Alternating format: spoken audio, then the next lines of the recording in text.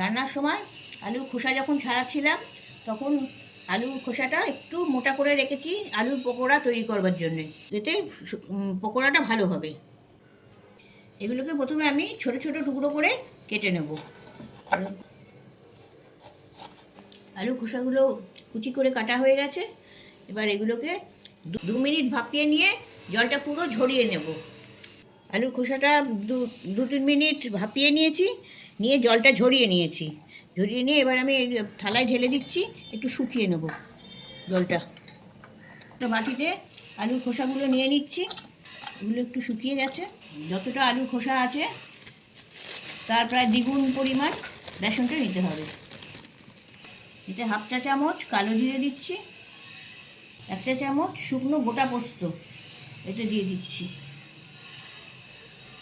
1 চা চামচ লঙ্কার গুঁড়ো দিচ্ছি, ঝাল লঙ্কার গুঁড়ো, এটা ঝালটা আপনারা নিজেদের স্বাদ অনুযায়ী দেবেন। হলুদ 1/2 চা চামচ, পরিমাণ মতো নুন দিয়ে দিচ্ছি। এই মশলাগুলো বেসনের সঙ্গে আমি মিশিয়ে নিচ্ছি। এবার এতে 1 টেবিল চামচ সাদা তেল দিয়ে দিচ্ছি। এই তেলের ময়ানটা দিলে পকোড়াগুলো মচমচে হবে। এবার আমি অল্প অল্প জল দিয়ে এটাকে মেখে নেব। খুব বেশি পাতলা হবে না, এরকম একটু শুকনো শুকনো করে মেখে নেবো। এটা খুব বেশি পাতলা করবার দরকার নেই, এইভাবে মেখে নিতে হবে।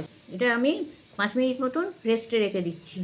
5 মিনিট রেখে দেওয়ার পর আলু থেকে বেশ জল বেরিয়ে গেছে, নুন দেওয়া ছিল আলুতে, পাতলা মতন হয়ে গেছে। এটাকে আমি আর একটু বেসন মিশিয়ে টাইট করে নিচ্ছি, তাতে আমার পকোড়াগুলো ভাজতে সুবিধা হবে। এবার মতো তেল গরম করে নিয়েছি। এবার আমি পকোড়াগুলোকে ছাড়বো ছোটো ছোটো করে। ওভেনের আঁচটা মিডিয়ামে রাখতে হবে, তা না হলে বড়াগুলো পুড়ে যাবে।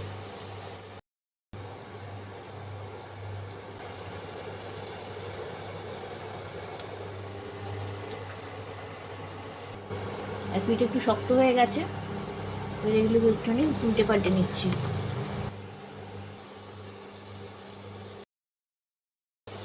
এবার এগুলো রং ধরে গেছে, এবার একটুখানি তাড়াতাড়ি করে নাড়াচাড়া করে নিয়ে এগুলো তুলে নেব। এবার এগুলো আমি তুলে নিচ্ছি। এইভাবে তেল ঝরিয়ে এগুলো আমি তুলে নিচ্ছি। উপর থেকে সামান্য একটু বিট নুন ছড়িয়ে দেবেন, খেতে ভালো লাগবে। আলুর খোসা দিয়ে এইরকম মুচমুচে পকোড়া তৈরি করে নেবেন রটেতে।